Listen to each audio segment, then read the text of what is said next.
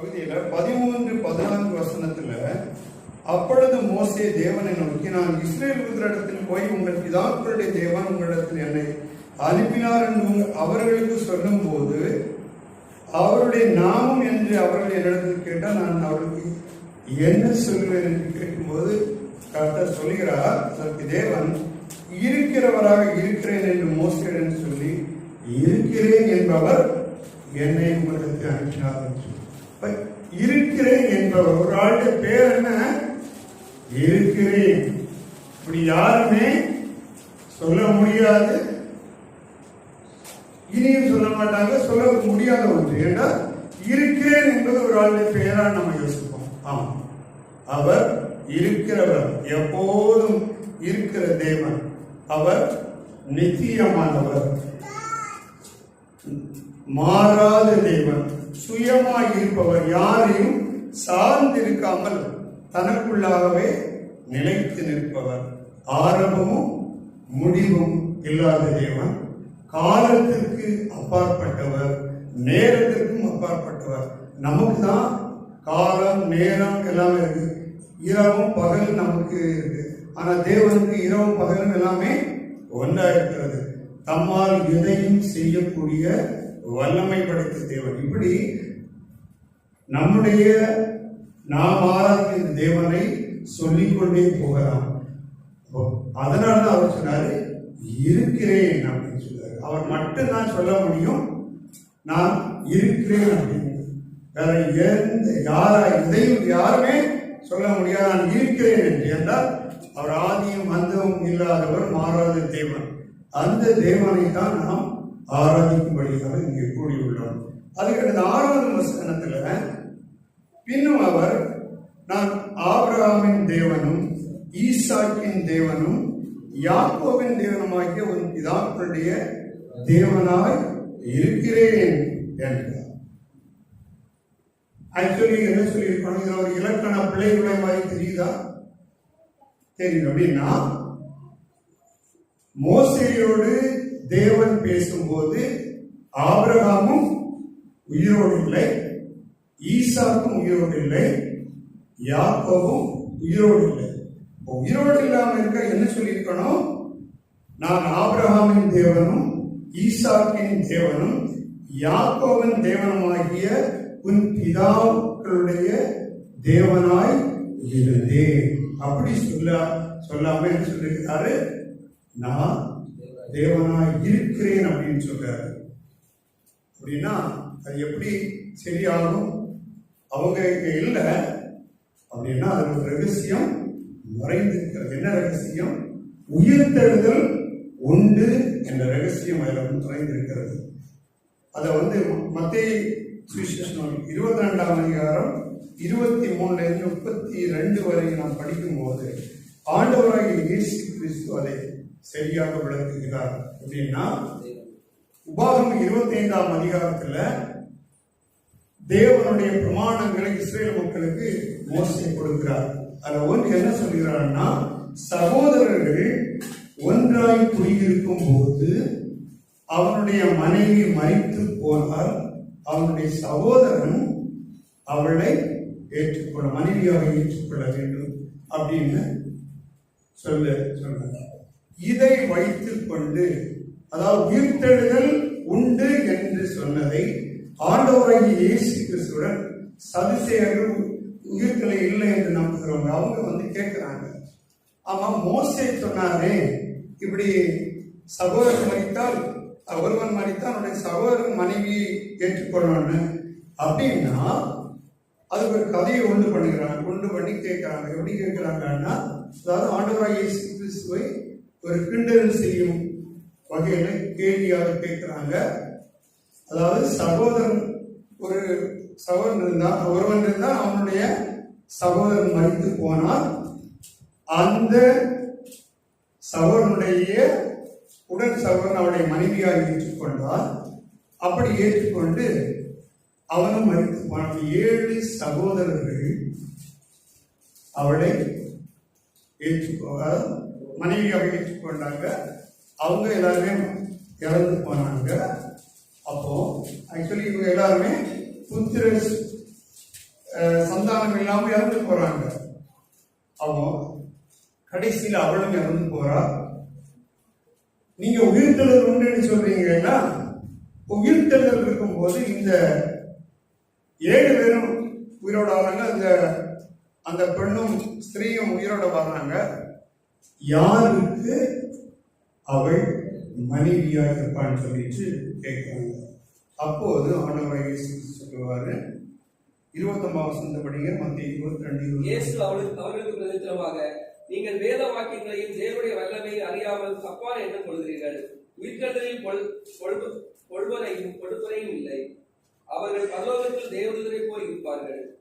மேலும் மரித்தோர் உயிர்த்தெழுதலை பற்றி, நான் ஆபிரகாமின் தேவனும் ஈசாக்கின் தேவனும் யாக்கோபின் தேவனுமாய் இருக்கிறேன் என்று தேவனால் உங்களுக்கு உரைக்கப்பட்டிருக்கிறதை நீங்கள் வாசிக்கவில்லையா? என்ன கேட்கிறாரு?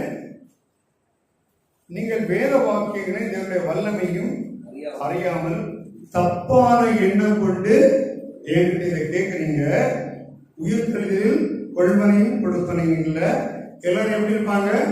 தேவ தூதர்களை போல் இருப்பாங்க அப்படின்னு சொல்லிட்டு, நீங்க அந்த யாத்திராகமம் 3ஆம் அதிகாரம் 6ஆம் வசனத்தை நீங்க வாசிக்கவில்லையா அப்படின்னு கேட்கிற. எப்படி?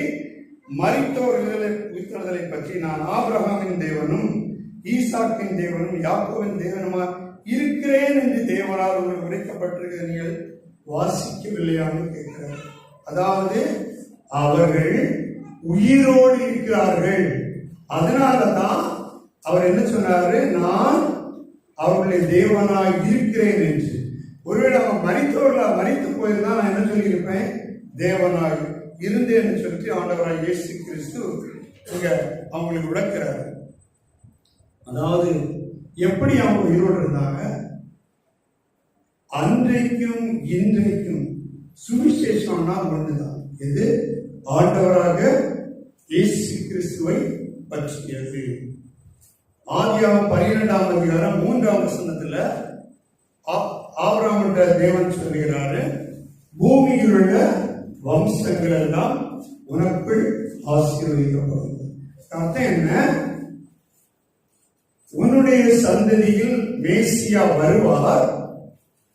அவரை, அந்த மேசியாவை ஏற்றுக்கொண்டவர்கள், அதாவது நீ வருவார் என்று விசுவாசத்தினால் நான் உன்னுடைய விசுவாசத்தை நான் நீதியாக ஏற்றுக்கொண்டது போல, உன்னுடைய சந்ததியில் வருகிற ஆண்டவராகிய இயேசு கிறிஸ்துவையும் அவர்கள் விசுவாசிக்கும் போது அவர்களுடைய விசுவாசத்தை நான் ஏற்றுக்கொள்வேன், அவருடைய விசுவாசத்தையும் நான் நீதியாக எண்ணுவேன் என்று. அப்போ விசுவாசிக்கிறவர்கள் எப்படி இருப்பாங்க?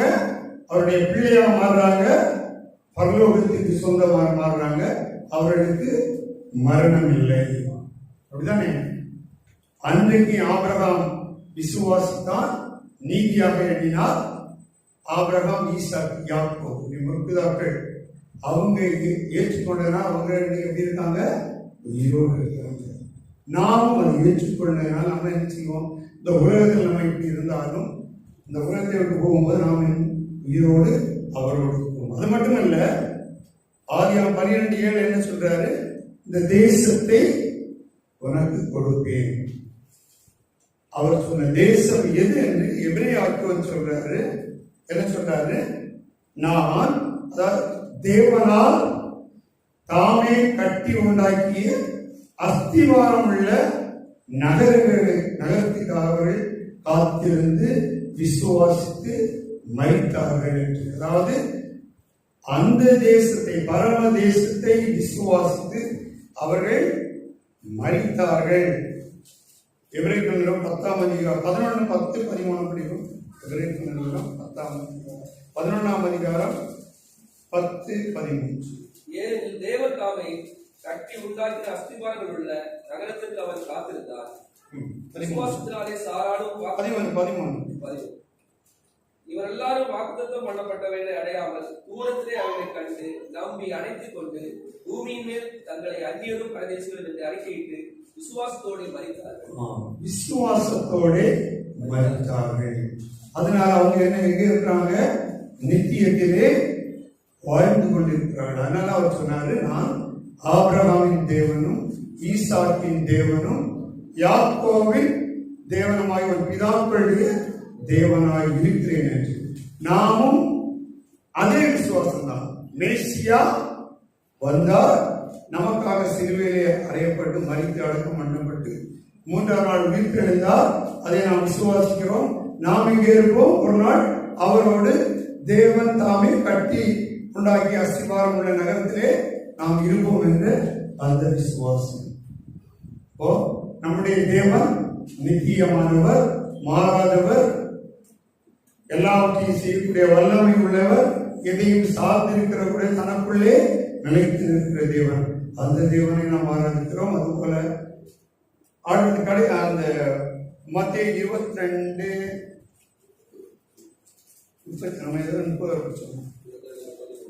32 படிங்க. தேவன் மரித்தோருக்கு தேவனாயிராமல் ஜீவனுள்ளோருக்கு தேவனாய் இருக்கிறார் என்றார். அப்ப அவர்கள் எல்லாரும் எப்படி இருக்காங்க? உயிரோடு இருக்காங்க. நாமும் உயிரோடு இருக்கோம். அப்ப நாம் ஆராதிக்கிற தேவன் யாரு? மரித்தவர்களுடைய தேவன் அல்ல, ஜீவன் உள்ளவருடைய தேவன். அந்த தேவனை தான் நாம் ஆராதிக்கிறோம். நித்தியமான தேவன். அடுத்தது எபிரேயர் 10ஆம் அதிகாரம் 11ஆம் அதிகாரம்